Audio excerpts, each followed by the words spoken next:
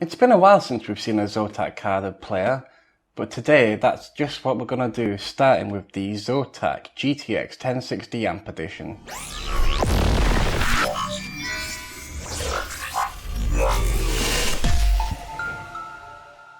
Starting off with the back of the box, the ZOTAC GTX 1060 does come VR ready out the box, and it also features Freeze Tech, which is ZOTAC's cooling technology for graphics cards.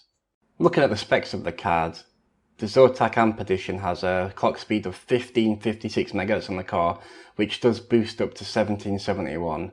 It has 8 GHz of clock on the memory, it has 6 GB of GDDR5 memory, over a 192 memory interface, and this particular card is pretty short, coming in at only 8.2 inches long.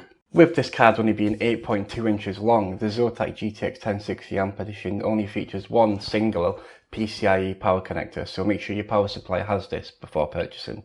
Again, due to the short length of this particular card, the cooler does hang over the end of the PCB slightly, so please factor this in if you're looking for something very stylish.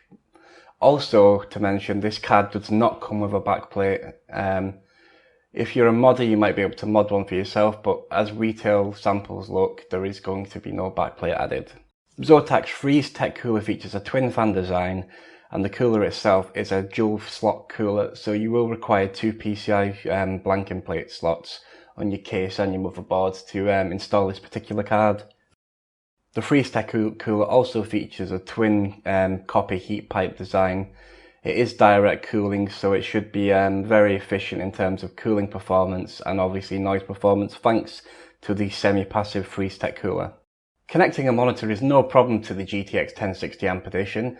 This particular card features 3 DisplayPort 1.4 connectors, a single HDMI 2.0B connector, and it also features DL/DVI. This means up to 4 monitors can be supported at one time. Here is our graphics card test setup for player. Let's go through the benchmarks and see how it performs. In 3D Mark 11, the ZOTAC GTX 1060 Amp Edition only managed to score 15,902. This is slightly under 16K, which we've seen from a few of the GTX 1060 models from the likes of Asus. 3D Mark 5 Strike is a similar scenario, slightly below some of the other manufacturers' cards we've tested, but this particular card is only 8.2 inches long, and it only has one single 6-pin. Moving on to the gaming benchmarks, and this is where the GTX 1060 ZOTAC Amp Edition excels really well. At 1080p, it blasts through Doom at 93.8 FPS, and 1440p is 67.3, so it's well above the 60 frames average.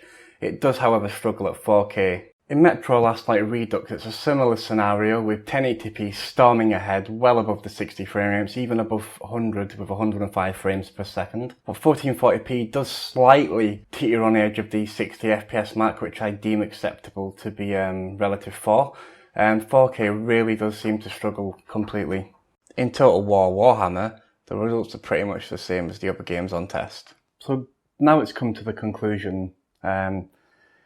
The ZOTAC GTX 1060 Amp Edition is in my opinion, it's a pretty decent card. The main thing it has got going for it, in my opinion, is its size. Now you will be shocked to hear that they actually do an ITX version of this cooler, but to compare for you, I have the 1060 Strix here, and this is the 1060 ZOTAC, and as you can see, there is a considerable difference in the size of the actual card itself.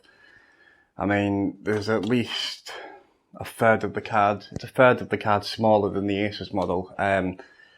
That's good for small form factor PCs, things like the shuttle cases, things like the Silverstone cases as well. The Shugo range as well. Pretty decent card for the size. One of the main drawbacks, I believe, in this card is it's clocked pretty low now. It does only have one 6-pin connector, unlike the Asus model, which does have one 8-pin. I have overclocked both cards. The Asus overclock's considerably higher than this particular card. This card does clock to the same speed as the Asus card, but it's still a tiny bit slower.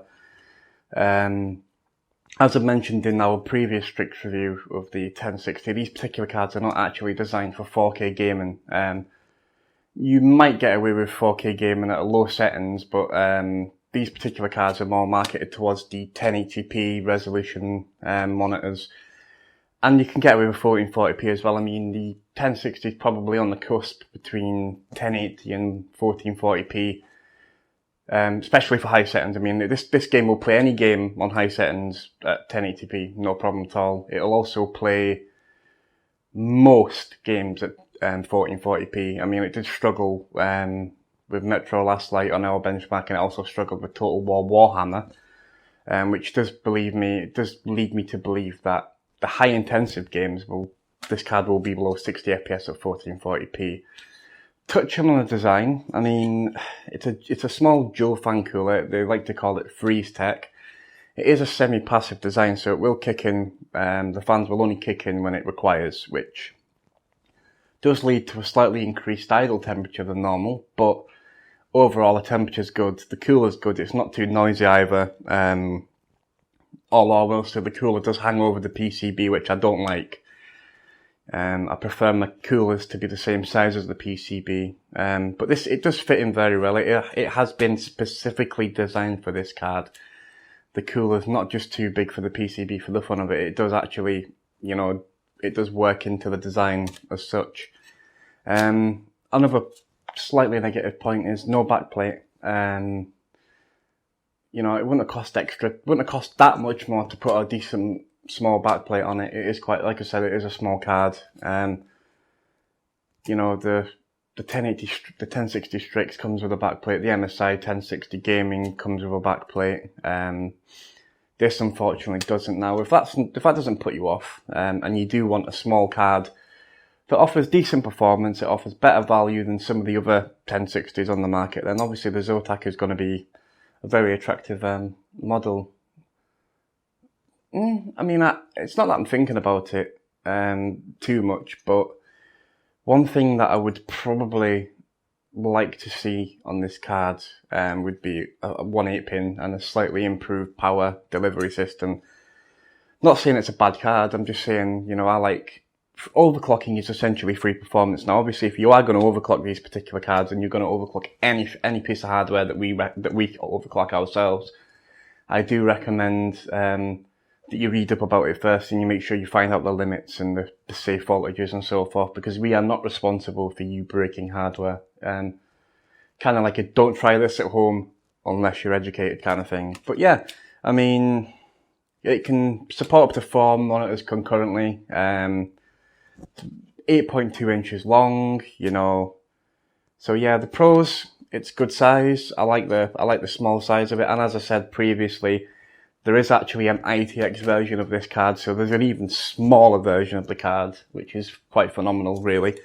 The cooler's decent. It's relatively stylish. I mean,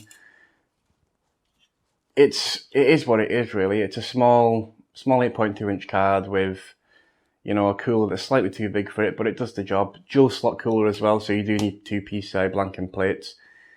If you are in the market for a small GTX 1060, then obviously the ZOTAC is going to be a fine addition to your PC as well.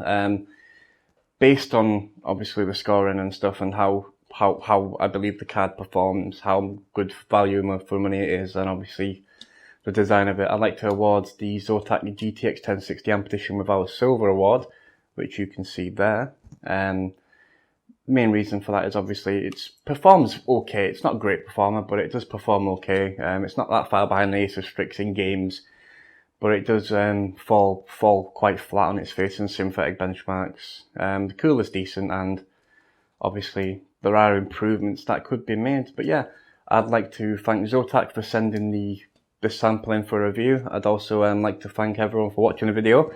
If you like the video, please leave a like. If you dislike it, please leave a dislike. But we do really appreciate constructive criticism at this channel. We also don't mind it being harshly told to us. If you want to check out our latest graphics card videos, we do have a GTX 1080 Armor OC review, and obviously the card that we previewed. I've just shown you the Asus GTX 1060, so you can compare frame rates between the two, or the 3 cards, should I say. So yeah, thanks for watching, guys. I've been Gavin from Player.net, and ciao for now.